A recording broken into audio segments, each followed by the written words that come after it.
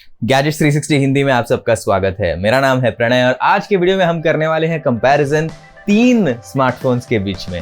अब इनमें से 2 स्मार्टफोन्स तो मुझे ऐसे लगता है कि एक दूसरे के जुड़वा भाई हैं, यानी कि पोको M2 Pro और Redmi Note 9 Pro। इसके बारे में मैं पहले भी बात कर चुका हूं, लेकिन आप में से बहुत लोगों ने पूछा कि इन दोनों में से कौन सा खरीदना चाहिए, इसीलिए इन दोनों को यहाँ पर इंक्लूड किया है। अब उनके सामने मेन कंपेटिटर है Realme 6। 15,000 रुपए का स्मार्टफोन है ये और पोको M2 Pro और Redmi Note 9 Pro को कड़ी टक्कर दे रहा है सब 15,000 सेगमेंट में।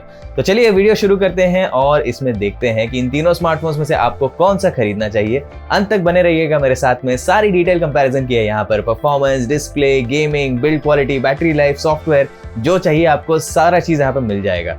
तो वीडियो शुरू करने से पहले हमारे चैनल पर सब्सक्राइब जरूर कीजिए, बेल आइकन भी दबाइए ताकि आपको नोटिफिकेशन मिलते रहें जब भी हम नए वीडियोस पब्लिश करते हैं। और साथ ही साथ में वीडियो को लाइक जरूर कर देना अगर आपको पसंद आता है तो, देखकर बहुत अच्छा लगता है, आपका प्रोत्साहन मिलता है। कमेंट करके भी बताइए आपको कैसा लगा, इनमें से कौन सा स्मार्टफोन आप खरीदना चाहते हैं। और लास्ट एक रिक्वेस्ट है मेरी कि प्लीज अपने दोस्तों के साथ में शेयर भी कर दीजिए, परिवार वालों के साथ शेयर कीजिए, क्योंकि क्या पता वो फोन ढूंढ रहे हो, 15,000 से कम में वो एक फोन खरीदना चाहते हो और इन तीनों में से वो कौन सा लें ये सोच रहे होंगे। तो ये प्लीज कर देना मेरे लिए, मुझे बहुत अच्छा लगेगा।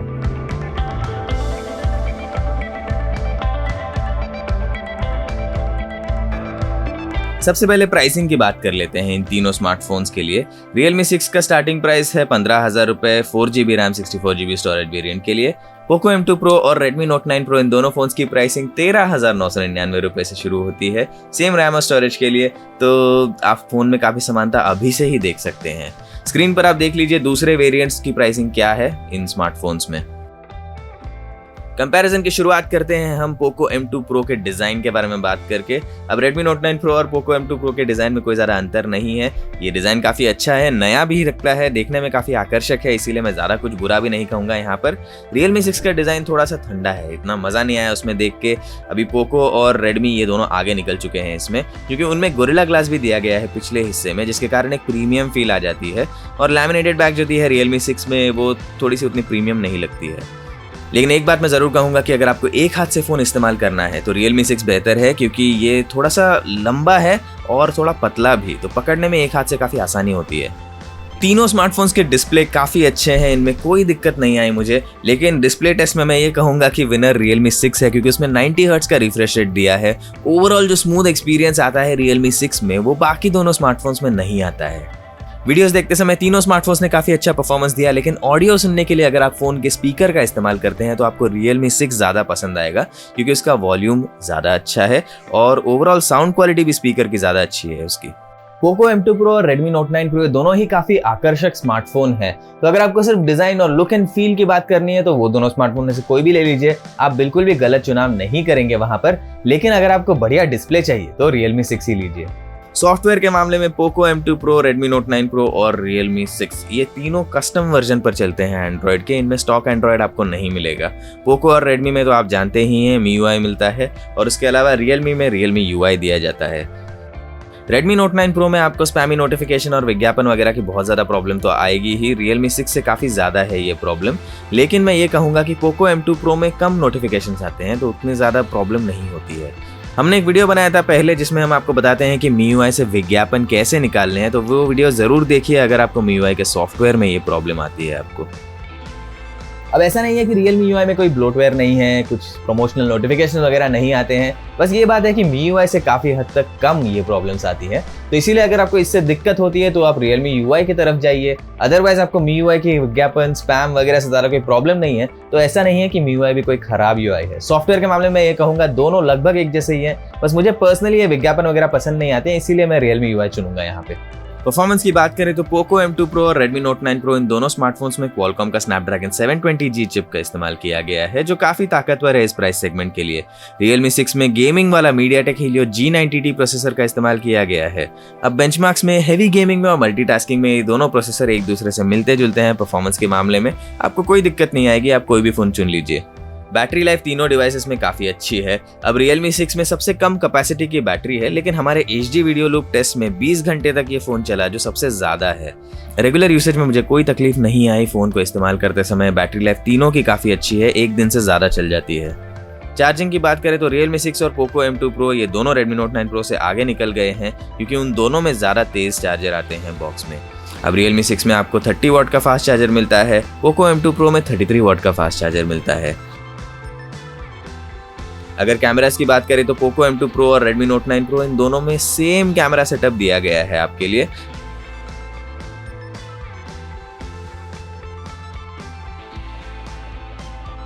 बस इन दोनों फोन्स में एक सॉफ्टवेयर फीचर का अंतर है, वो ये है कि Poco M2 Pro में नाइट मोड दिया गया है सेल्फी कैमरा के लिए, जो Redmi Note 9 Pro में नहीं है।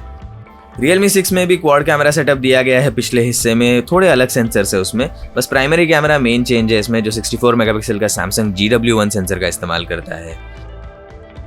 Redmi Note 9 Pro और Poco M2 Pro ये दोनों मैक्रो कैमरा के द्वारा वीडियो रिकॉर्ड कर सकते हैं और उसके रिजल्ट्स काफ़ी अच्छे हैं।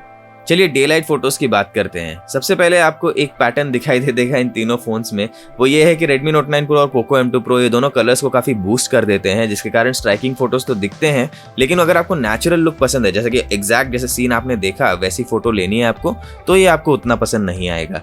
अब Realme 6 के आप पैटर्न देख लीजिए, उसमें आपको दिख जाएगा कि थोड़ा डल लुकिंग फोटो होता है उसमें, लेकिन वो ज़्यादा एक्यूरेट होता है, जो एक्चुअल टोन होता है सीन का वो अच्छे से कैप्चर कर पाता है। Realme 6 ने सबसे बढ़िया कलर्स वाइड एंगल कैमरा से कैप्चर किए थे। क्लोजअप्स में अगर आप देखेंगे तो तीनों फोन्स ने काफी अच्छे डिटेल्स कैप्चर किए थे, लेकिन Realme 6 में ज्यादा नेचुरल कलर्स थे। हमारे सेल्फी टेस्ट में Realme 6 ने HDR अच्छे से हैंडल नहीं किया, लेकिन बाकी दोनों फोन्स ने काफी बैलेंस्ड एक्सपोजर दिया था। लो लाइट में तीनों फोन्स अच्छे डिटेल्स कैप्चर नहीं कर पाए थे, लेकिन Realme 6 थोड़ा सा आगे निकल गया था। Poco M2 Pro और Redmi Note 9 Pro के फोटोज में कम नॉइस था, लेकिन डिटेल्स बिल्कुल भी अच्छे नहीं थे उसमें। ऑब्जेक्ट्स काफी स्मूथ लग रहे थे और टेक्सचर बहुत ही कम दिख रहा था उसमें। Realme 6 के फोटोज काफी ग्रेनी थे, लेकिन उसमें डिटेल ज्यादा अच्छी थी पेड़ पर और दूर के ऑब्जेक्ट्स में। Poco M2 Pro और Redmi Note 9 Pro का नाइट मोड बिल्कुल भी ठीक से नहीं चला। फोटो में कोई भी डिफरेंस नहीं दिखाई दिया मुझे नाइट मोड इनेबल करने के बाद में। और Realme 6 में मैंने ये देखा कि थोड़ी ब्राइट इमेज आई थी, लेकिन कुछ ज्यादा ही प्रोसेस थी, तो नाइट मोड में किसी ने भी ज्यादा अच्छा परफॉर्मेंस नहीं दिया है। लो लाइट में अगर आप वाइड एंगल कैमरा का इस्तेमाल करना चाहते हैं तो इन तीनों में से कोई भी फोन मत खरीदिए, क्योंकि किसी ने भी अच्छा परफॉर्मेंस नहीं दिया। क्लोजअप्स में अगर आप देखेंगे तो Poco और Redmi इन दोनों के स्मार्टफोन्स ने काफी अच्छा परफॉर्मेंस दिया। Realme 6 का वाइट बैलेंस उतना अच्छा नहीं था और ओवरऑल फोटो की जो आउटपुट थी वो उतनी पसंद नहीं आई मुझे।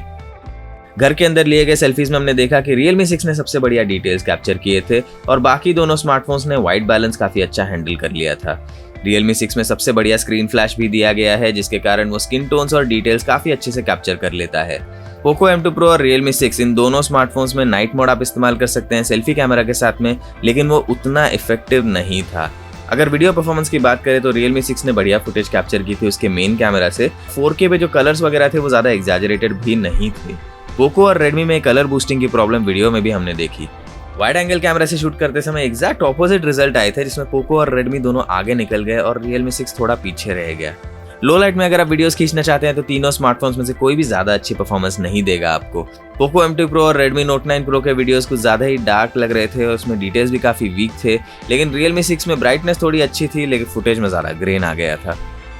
कैमरा कंपैरिजन करने के बाद में एक चीज तो क्लियर हो चुकी है, वो ये है कि Realme 6 का जो आउटपुट आता है वो एकदम ही नेचुरल लगता है। तो जैसे आपने फोटो लिया है उसी टाइप का रिप्रेजेंटेशन उसका होता है फोन के कैमरे के द्वारा।